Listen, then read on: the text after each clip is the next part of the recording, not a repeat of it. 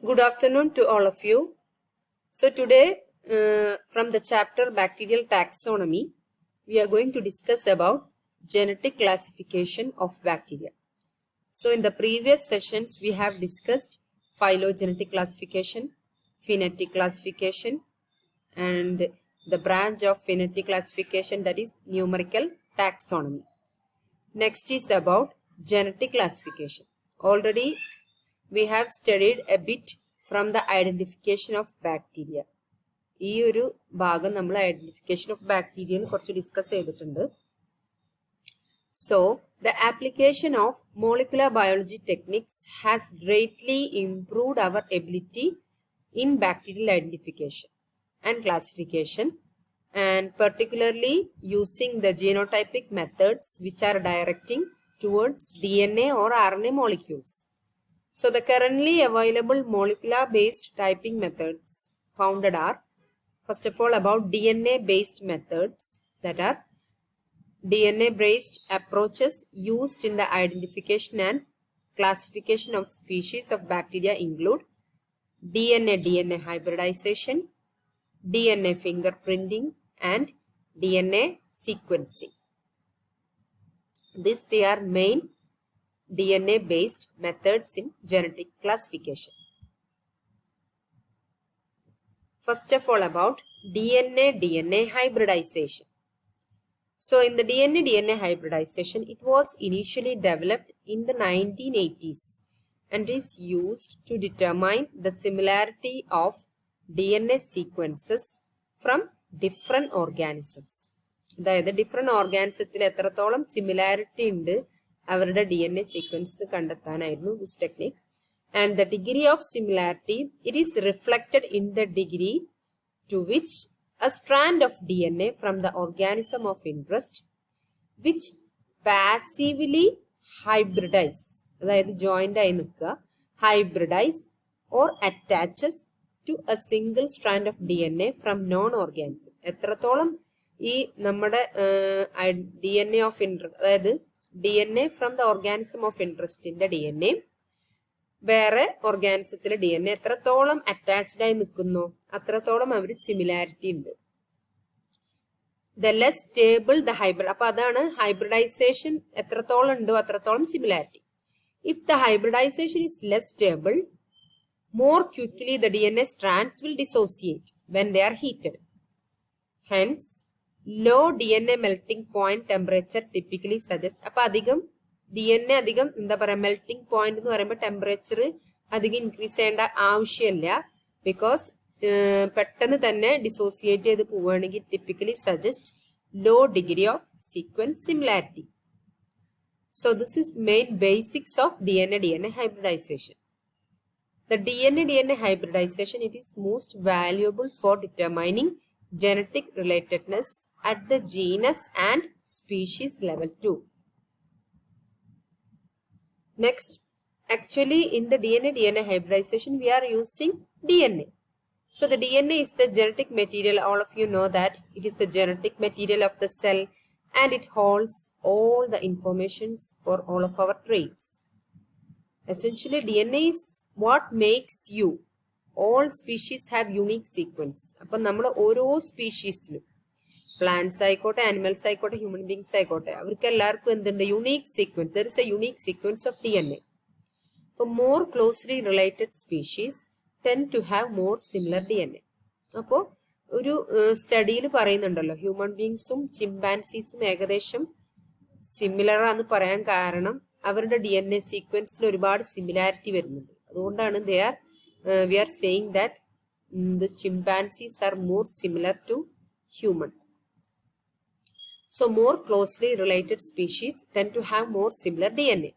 So by comparing this DNA sequence, scientists can learn how related certain species are. For example, if two species shared a common ancestor recently, there will have been less time for them to accumulate random mutations and thus their DNA will be more similar. അപ്പോൾ രണ്ട് species, അതായത് for example chimpanzee and human beings. Okay, ഇത് രണ്ട് species ആണല്ലോ.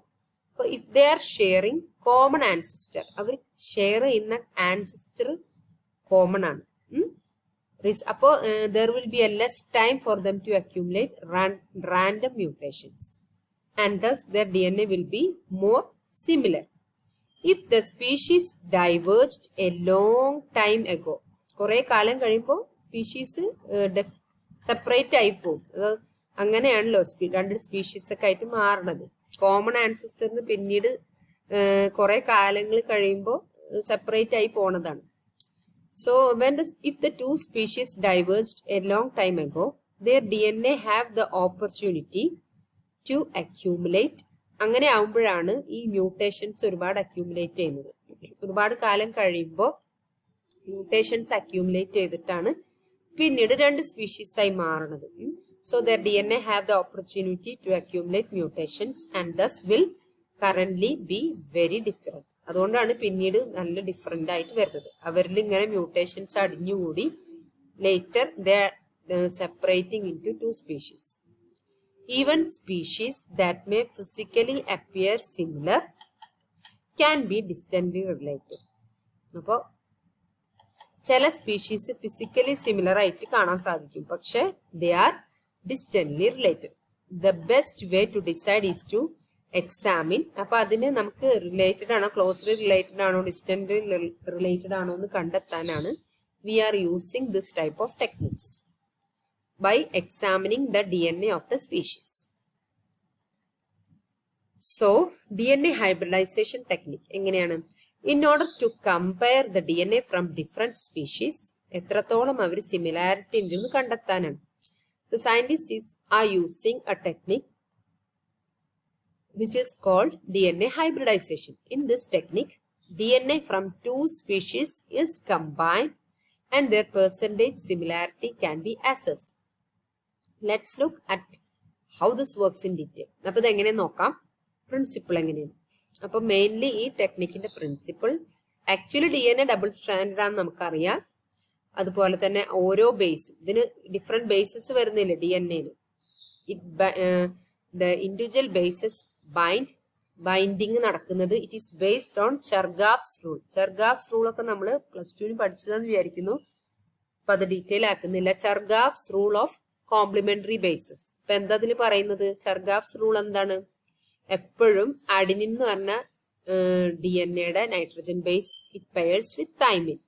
Cytosine ആണെങ്കിൽ pair ചെയ്യുന്നത് ഗ്വാനിനേറ്റ് ആണ്, അതായത് ATGC. അങ്ങനെ തന്നെയാണ് അതിന്റെ പെയറിങ് നടക്കുക.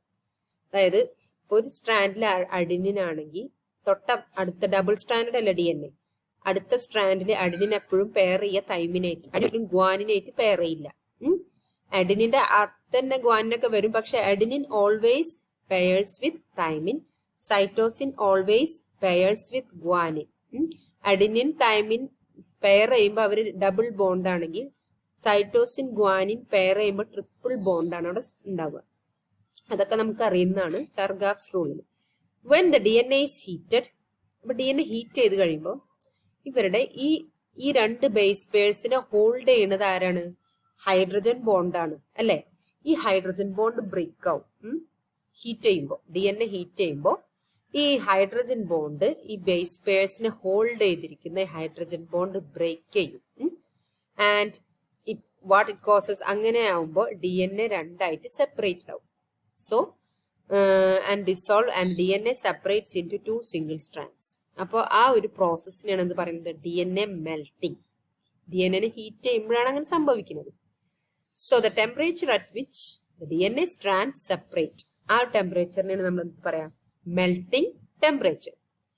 പിന്നീട് DNA കൂൾ ചെയ്യുമ്പോൾ ഈ കോംപ്ലിമെന്ററി ബേസ് വീണ്ടും റീഅലൈൻമെന്റ് നടക്കും. And again they bind through hydrogen bonding. അതായത് എല്ലാ ഹീറ്റിംഗ് ഒക്കെ കഴിഞ്ഞ് വീണ്ടും കൂൾ ചെയ്യുമ്പോൾ വീണ്ടും അവർ റീഅലൈൻ ചെയ്യും. അപ്പൊ വീണ്ടും ജോയിൻ ചെയ്യും. അതും എങ്ങനെ തന്നെയാണ്? they bind through hydrogen bonding. So during DNA hybridization, DNA of each species is heated to the melting temperature to produce a single strand. അപ്പോൾ ഈ DNA ഹൈബ്രിഡൈസേഷൻ ടെക്നിക്കില് നമുക്ക് ഏത് സ്പീഷീസ് ആണോ ക്ലോസ്ലി റിലേറ്റഡ്നെസ് കണ്ടെത്തേണ്ടത് ആ സ്പീഷീസിന്റെ DNA നമ്മൾ ഹീറ്റ് ചെയ്യും. അപ്പോൾ ഒരു പ്രത്യേക മെൽറ്റിംഗ് ടെമ്പറേച്ചറിൽ എത്തുമ്പോൾ അത് സെപ്പറേറ്റ് ചെയ്യും, സിംഗിൾ സ്ട്രാൻഡ് ആവും. എന്നിട്ട് ആ ഒരു സ്ട്രാൻഡ് ഓഫ് DNA വേറെ നമുക്ക് ഏത് DNA-യുടെ, അതായത് ഏത് ഓർഗാനിസത്തിന്റെ അല്ലെങ്കിൽ വേറെ ഏത് സ്പീഷീസിന്റെ DNA-നായിട്ടാണ് കമ്പയർ ചെയ്യേണ്ടത്, ഇതേപോലെ തന്നെ ആ സ്പീഷീസിന്റെ DNA ഇതേപോലെ നമ്മൾ സിംഗിൾ സ്ട്രാൻഡ് ആയിട്ട് സെപ്പറേറ്റ് ചെയ്തിട്ടുണ്ടാവും. അപ്പോൾ നമ്മുടെ ഈ രണ്ട് സ്ട്രാൻഡ്സും തമ്മിൽ ജോയിൻ ചെയ്യും. ഏതൊക്കെയാണ്? ഒന്ന്, നമുക്ക് ക്ലോസ്ലി റിലേറ്റഡ്നെസ് കണ്ടെത്താനുള്ള രണ്ട് സ്പീഷീസിന്റെ DNA-നെ സെപ്പറേറ്റ് ചെയ്തിട്ട് അവരുടെ ഈച്ച് ഓഫ് ദമിന്റെ സിംഗിൾ സ്ട്രാൻഡ്സ് എടുത്ത് നമ്മൾ ജോയിൻ ചെയ്യാൻ നോക്കും, അറ്റാച്ച് ചെയ്യാൻ നോക്കും. അപ്പോ then a strand of DNA from each species, ഏത് സ്പീഷീസിനാണോ നമുക്ക് റിലേറ്റഡ്നെസ് കണ്ടെത്തേണ്ടത് ആ സ്പീഷീസുകളുടെ വൺ സ്ട്രാൻഡിന് നമ്മൾ we are combining and allowing them to anneal together, നമ്മൾ അവരെ ജോയിൻ ചെയ്യാൻ നോക്കുക. then the sample is heated gradually, എന്നിട്ട് ജോയിൻ ചെയ്യാൻ നോക്കുകയാണ്. എന്നിട്ട് പിന്നെ ഈ സാമ്പിൾ ഒന്നും കൂടി ഹീറ്റ് കൊടുക്കുന്നുണ്ട്. if the species DNA is very similar, അതായത് ഇപ്പൊ രണ്ട് സ്പീഷീസും രണ്ട് DNA, സെപ്പറേറ്റ് DNA ഉണ്ടല്ലോ, നമ്മൾ ജോയിൻ ചെയ്ത് വെച്ച ഈ രണ്ട് DNA ആ സ്ട്രാൻഡ് സിമിലർ ആണെങ്കിൽ എന്താ സംഭവിക്കുക? അവിടെ DNA they will form many hydrogen bond through the base pairs, അവരപ്പ തന്നെ ഹൈഡ്രജൻ ബോണ്ട്സ് ഫോം ചെയ്യും. അവരപ്പോ തന്നെ ഹൈഡ്രജൻ ബോണ്ട്സ് ഫോം ചെയ്യും.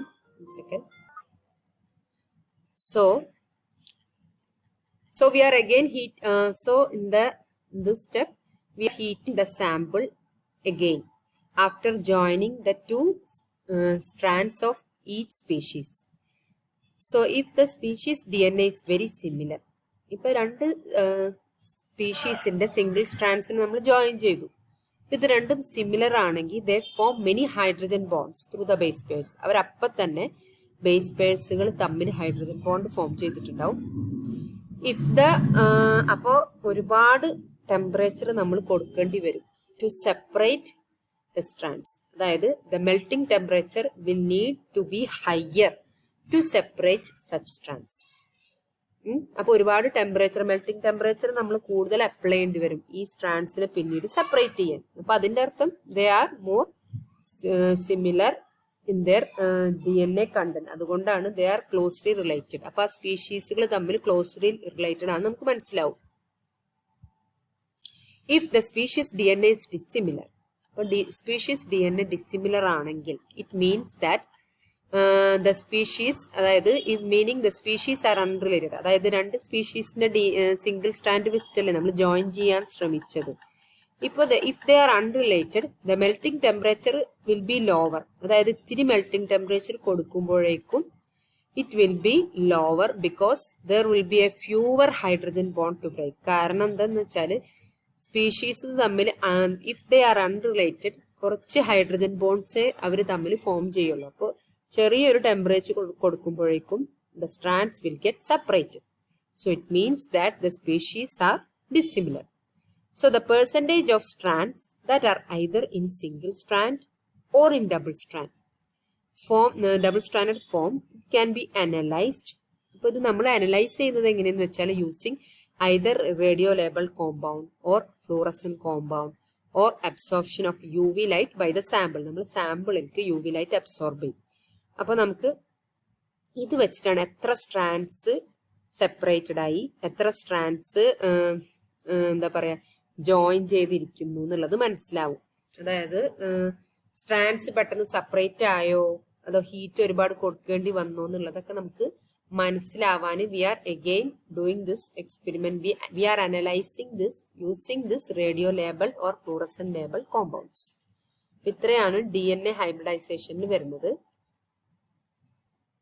So this is the picture of the principle of DNA hybridization. അതായത് ഓർഗാനിസം എന്റെ DNA, ഓർഗാനിസം ബിന്റെ DNA, ഇത് രണ്ടും തമ്മിൽ സിമിലാരിറ്റി ഉണ്ട്. ഇത് രണ്ട് സ്പീഷീസിന്റെ DNA ആണ്. ഇവർ തമ്മിൽ സിമിലാരിറ്റി ഉണ്ടോ എന്ന് ചെക്ക് ചെയ്യാനാണ് നമ്മൾ ഇത് യൂസ് ചെയ്യുന്നത്.